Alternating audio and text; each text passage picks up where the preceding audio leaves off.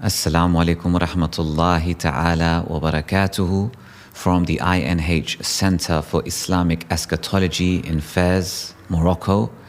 And I'm happy to present Sheikh Imran Hosein's work explaining Israel's mysterious imperial agenda as an audiobook. And before that, a short essay from the same book entitled Gog, Magog, and Jerusalem. In Surah Al-Kahf, the chapter of the cave, chapter 18 of the Quran, as well as in prophetic commentary, Gog and Magog are described as two people created by Allah Most High and endowed with awesome power. None but I can destroy them, said Allah. They had to be contained behind an iron barrier because they used their power for evil ends to commit fasad, acts of wickedness, oppression, and corruption. The Quran also implied that they would use power to wage war on those who lived lives of faith and righteousness, and that they would act malevolently against those who lived the primitive way of life, or who eked out a bare subsistence living. Thus, the picture emerged of people who had the hearts of beasts.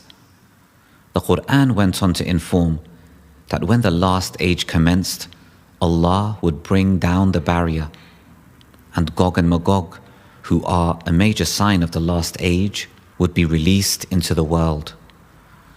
They would eventually spread out in every direction, indicating that with their invincible power, they would take control of the whole world, and that for the first time in history, one people would rule all of mankind.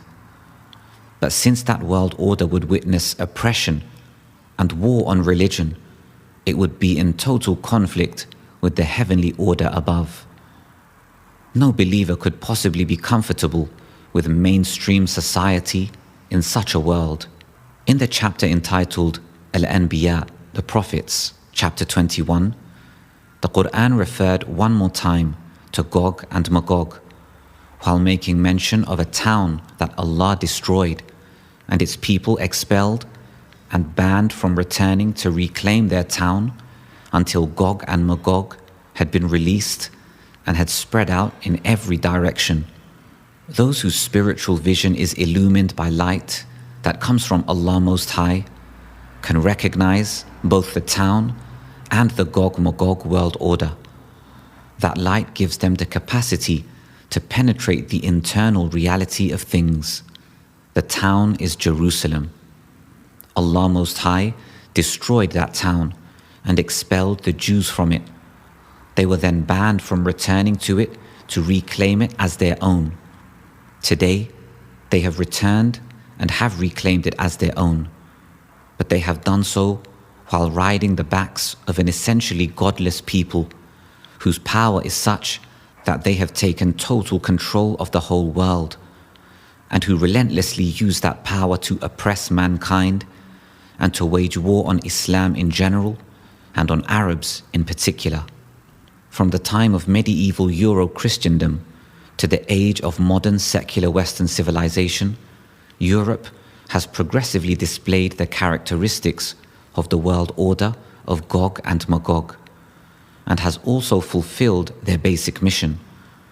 European people in Europe, North America, and in the Holy Land today control the whole world. They use power to oppress and to corrupt. They liberated the Holy Land and brought the Jews back to it to reclaim it as their own. They created the secular, godless state of Euro-Israel and presented it to the non-European Jews as David's holy Israel.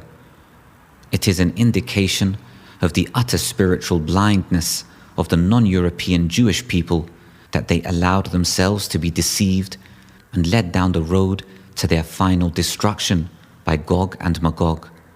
Prophet Muhammad, peace and blessings of Allah Most High be upon him, has provided additional information on Gog and Magog. For example, he said, none of them dies without leaving 1,000 more behind. And so the reality of contemporary globalization that is taking mankind to the greatest slavery of all can now be understood.